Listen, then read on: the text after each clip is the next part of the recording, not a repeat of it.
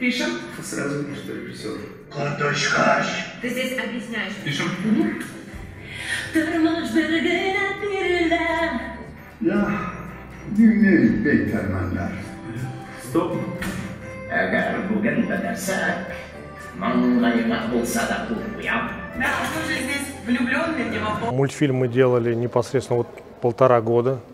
Но работа над сценарием у нас была очень давно сделана. Ну, то есть мы начинали еще в 2015 году работать над сценарием.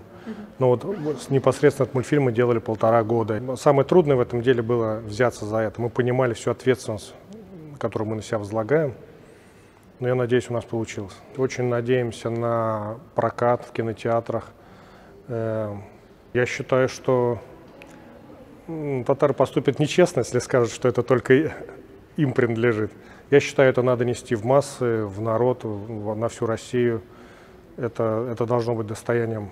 Татары говорят по-русски, там же остаются всякие татарские словечки. Мы хотим оставить вот эту атмосферу и популяризировать таким образом и татарскую культуру, и татарский язык.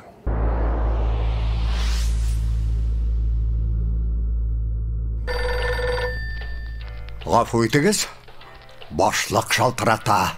Сәлам кадерлем, сагындыңмы? Безнең сценарий спектакльнең күчермәсе түгел һич тә. Әйе, әлбәттә, ул спектакльдә кебек рухи кыйммәтләрне, тормышка сөйшәнлекне, тормышны яратырга кирәк икәнлеген, тормышның һәр мизгелен, һәр кадерен белеп, карлыкны шатлыкта, бәхеттә каршы алу турында андый, әлбәттә, инде безнең рухи кыйммәтләр шулай ук сакланды безнең сценарийда.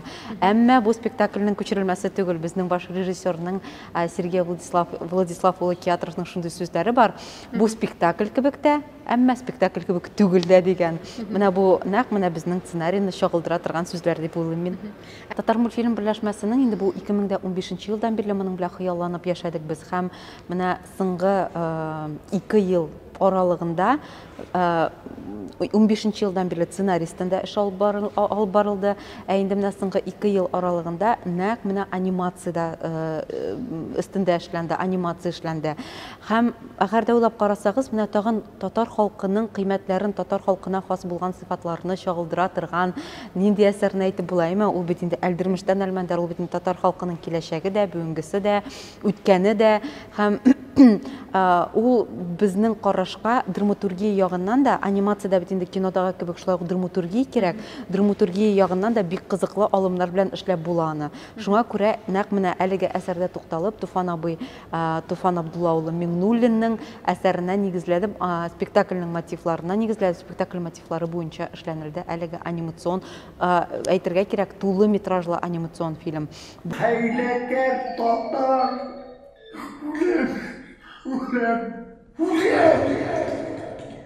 Yok, öldürmedik.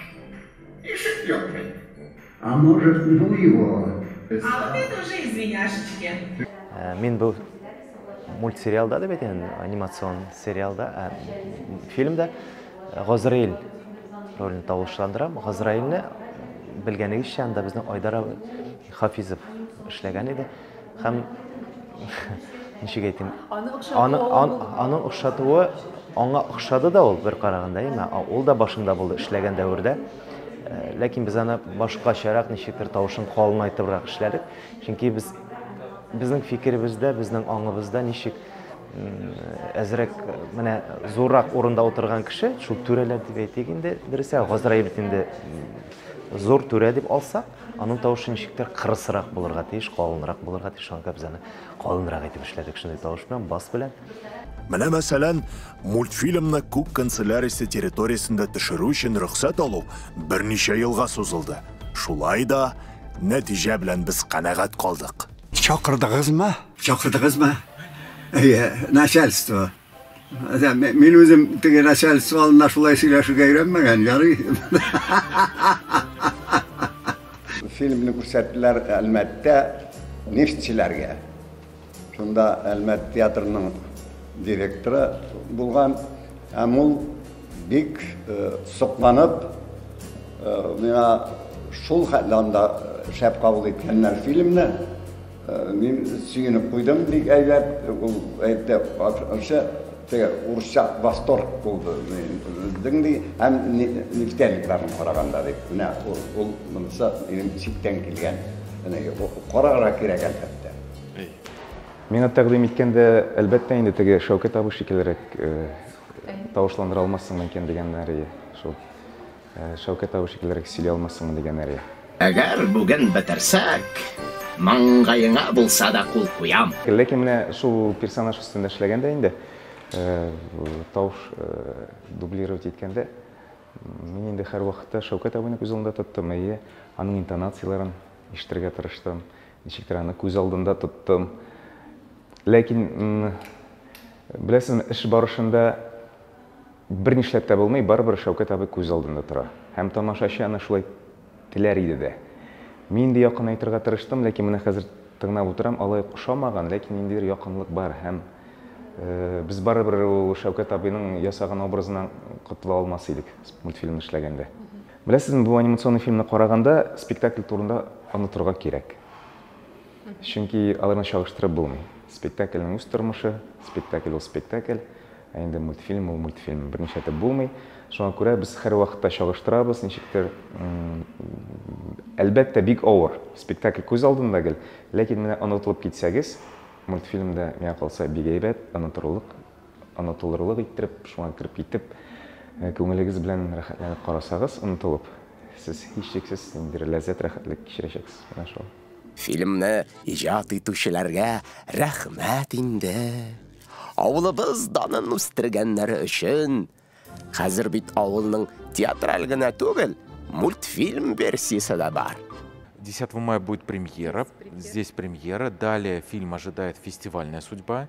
Параллельно с этим мы будем работать над созданием полностью русскоязычной версии фильма. Это не просто дубляж, это именно полноценная русскоязычная версия. То есть там будет переделываться анимация, чтобы ротики у персонажа открывались в тот правильный момент. Вот. А потом уже прокат, как мы надеемся. Әгәр дә менә бу тарихи әсәребез, безнең татарыбызга якын әсәребезне безнең балаларыбыз да карый алса, минем өчен бу бик яхшы гамәл булыр иде. Яшьләр бирә шаян әлмәннәр.